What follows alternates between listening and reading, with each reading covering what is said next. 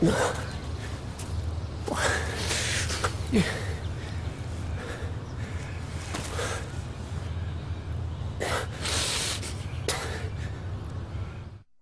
best friend, Alex Mason, is dead. By your own hand. Do you understand why? He was gonna kill David. Because you must suffer, as I have suffered. Now one more must die. You, Woods, or David. Make a decision now, or in 10 seconds you're all dead. Woods, I can't. I have 2 kids. They... Fuck! Okay, me! Do it! Do it!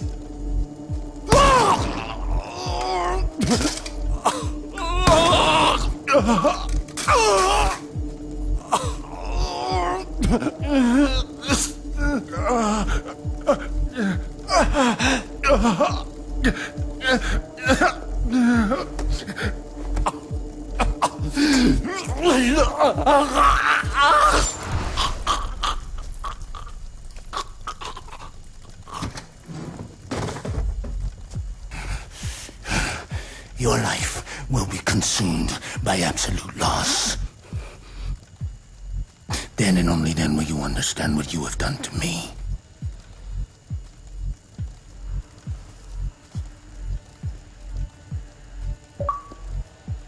I would not kill you, boy. Not like Woods.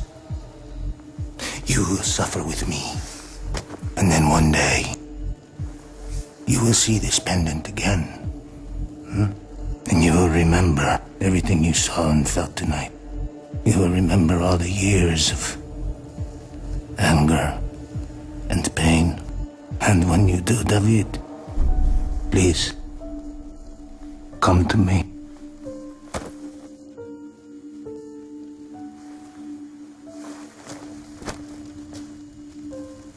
Dad! No! Dad!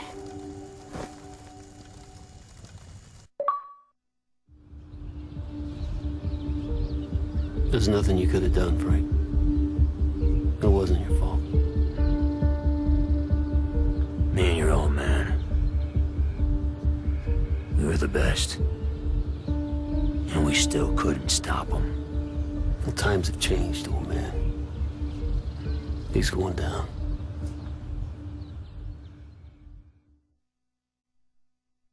Alrighty then. So Hudson had Woods kill Mason because Menendez was gonna kill David. So in all act of revenge, that's what all comes down to place. And then basically Hudson sacrifices himself to save Woods and David. So yeah, interesting, isn't it? Well, on to the next clip. And before we go any further, we are at Achilles Heel Yemen 2025 with Farid, the CIA member. Did you do it? I'm in. Fucking ace, isn't it? You don't understand. Right before I quit Tacitus, I created a Solarium worm, which could decrypt anything. Quantum shit don't crack this easy. Even for me. Menendez's network. All the country's getting fucked with a new Cold War. Wait a minute.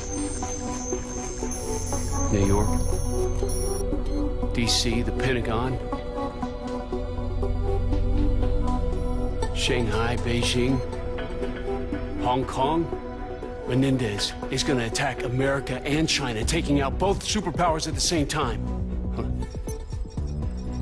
All those files have the same prefix, 61961. 619. Oh my God, June 19th. That's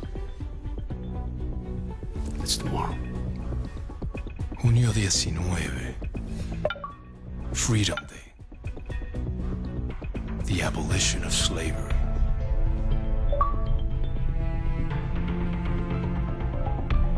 Son of a bitch.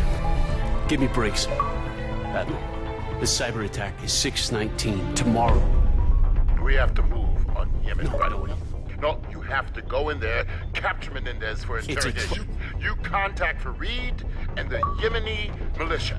We need their help. Admiral, it's a trap. Menendez has been playing us the whole time. If we move on Yemen, that's exactly what he wants us to do. Now you get your team together. You got 2 hours.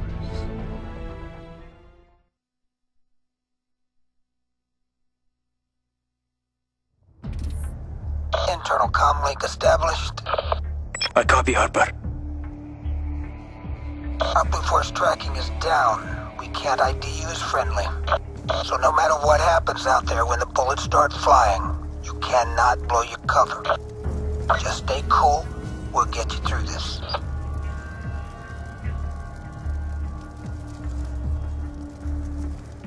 We're almost ready. We are ready. Yes. The Americans are coming, Farid. There's a traitor in our midst. But how? Who? It matters not. I am one step ahead of him. Cue the dramatic music, and this is going to be part 14 of the Let's Play playthrough gameplay of Black Ops 2. Either way, that is just wonderful of how they actually made a storyline into place out of pretty much thin air, honestly. That it reminds me, well, not really, it's like they have to do something different, because in the old Call of Duty games by Treyarch, even though they were great, is that they focused a lot on World War II and the historical aspect of the war, which a lot of war games back then used to do, and now that we're in the future, they have to make up a storyline as it goes along. They can't really follow history, so they actually have to make up on the spot at that point. Like in Modern Warfare, Modern Warfare 2, Modern Warfare 3, then we have Black Ops, and we have Black Ops 2. So there you have it. Not really following the history, but either way, I actually like the storyline. I like how they actually put everything into place. So let's see how well everything is going to be put together. If they're going to actually make another Call of Duty game, either they're going to follow a different storyline, or they're going to, or what's it called? They're going to follow the same storyline, or they're going to pretty much make up as they go along. My God, the executioner. Good to know. I want to go there. Oh well. Why can't you just let me follow you? My God, this would have been easier for me, but now you just leave me out here so I could actually defend for myself. Well. So, here is like, I literally get confused of which one's my ally, which one's a foe, so don't mind me if I, like, took some time to actually figure it out, and I believe that's number 22. I'm going to say it's 22. That's the top of my head that I think of how many times I've already died. So that is 22, and yeah, good to know. And there's a lot of intel here too. I'm not sure, like in a lot of levels. I don't know what brought up the intel, honestly. What? I think that somewhat. I think Call of Duty 4 was the first one to bring intel. I'm not too exactly sure, but the purpose of that intel was to actually activate cheat codes. And then now the other Call of Duty games with intel, they don't activate cheat codes, so which that was kind of disappointed about. But apparently they made that into a tradition where a lot of games you had to find some hidden items in the levels to actually unlock an achievement. So a lot of games started to do that now. I know Resident Evil 6, Resident Evil 5, Resident Evil 4 didn't do that, but Resident Evil 5 started doing that, and then Resident Evil 6. Oh look, intel. That's one easy way to find intel. You just have to kill the Dragonfires and go up that little building. So even though it's a great search and all, it's just really, really annoying. Although I do remember Ratchet and Clank had to deal with a lot of hidden items as well, and also skill points, because if you ever play Ratchet and Clank for the PS2, you will remember that you had to find the golden bolts, the titanium, the platinum, whatever bolts that they put in there, and then you can unlock different things, different items, and cool upgrades. That was a really cool thing that they put back then. And now, a lot of games, again, they're starting to put a lot more and more secrets into the games and see if everyone could actually find it. Of course, when you have a strategy guide, that just ruins everything. You find everything little spot right there. That's how a lot of people are able to come up with the videos for how to find everything, because they just buy the strategy guide, I think I pronounced it wrong, strategy guide, and then they actually just follow it up, and then they film it, they commentate it, and boom, it's up there on YouTube and everyone watches it. So if you want to be a person who actually tells everyone where everything is at by the strategy guide, and then from there you could actually just film everything and then upload it. That's easy to do. I was wondering how the heck did they do it so quick, and then I just realized, oh yeah, strategy guide. Wow, I'm stupid. So if I want to do something like that, I could just pick up a strategy guide and do that myself. But at the same time, I actually have work in college, so I don't actually have all the time in the world to actually find everything and then just post it up online and be one of the first people to actually do it. So yeah, I have a really bad disadvantage over there. Either way, let's move on, shall we? So what else is new today? Is that all I know is that winter break is near, and I can't wait. It's because once winter break is here, I have 2 to 3 weeks of pretty much more time to make videos, play video games, and as well as relax. So I could actually sleep more often. I could sleep late because I work the night shifts mostly at my work, and I'm very happy for that. Sometimes when I work the morning shift, at least it's about 4 to 5 hours, 6 at most. The most I've ever worked was 11 hours because I had to take over a shift because one of the co-workers was actually sick. So I took over the shift and I worked for 11 hours. The second most I've ever worked was at least 8 hours. Or 8 or 9 hours, depending on how busy the work is. So yeah, gotta love those moments. What I love is that I'm actually able to talk to customers. Not many people actually do talk to their customers, but at what we work, we actually talk to our customers. Even if we're a fast food restaurant, we know a lot of people, we see a lot of regulars, and yeah, it's all great. When we know what they're gonna order, we give it to them, we do great service, and then everyone's happy. Ooh, RPG. I'm gonna love this one. So yeah, what else? I just can't remember what else to say because I'm always going on different tangents because that's how I go. I always go on different tangents because that kind of helps me actually keep up with the commentary. Is that if I think of one thing, then I stop running out of things to say. Then all of a sudden I think of a different topic on the spot, and then I talk about that. And apparently the video is getting a little bit laggy, so I apologize if there's any little cuts. So yeah, this is what I hate about this game, or sorry, the software.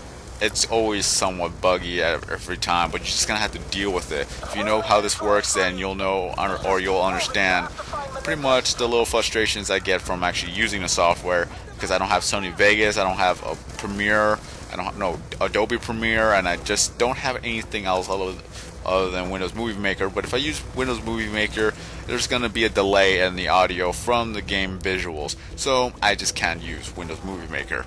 That's like a poor man's choice, but yet it honestly is a great, what's it called, backup or substitution. I cannot remember what I was going to say. What was it? It's an alternative. There you go. It's a better alternative than using no program whatsoever to upload any video. So yeah, when I actually made a testing video of Windows Movie Maker, I wanted to see if it worked. But it's kind of funny. The audio and visual actually synced up in the post-production, but when I rendered it and uploaded it, there was a lag. I just don't know why. I'm just not going to bother with it. I'm just killing everybody with an RPG at this point. Let's see if I was able to get some kills.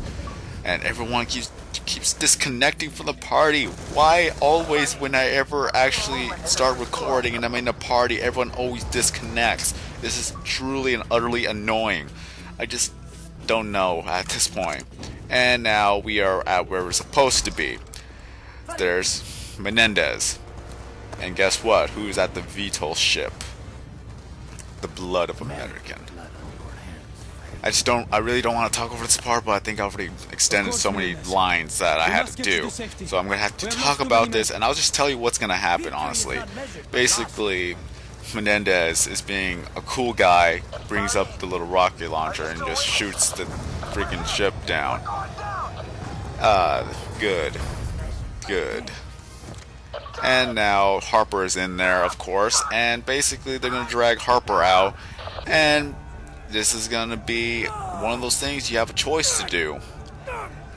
Probably will guess what choice I will pick, but for now, just basically Harper is not going to give Menendez the information that he wants, and then Menendez is actually going to give me something. So, yeah, I'm just gonna end it off here with the suspenseful cut. So, have a nice day, everybody. I am SwordKing090, and I will see you in the next part.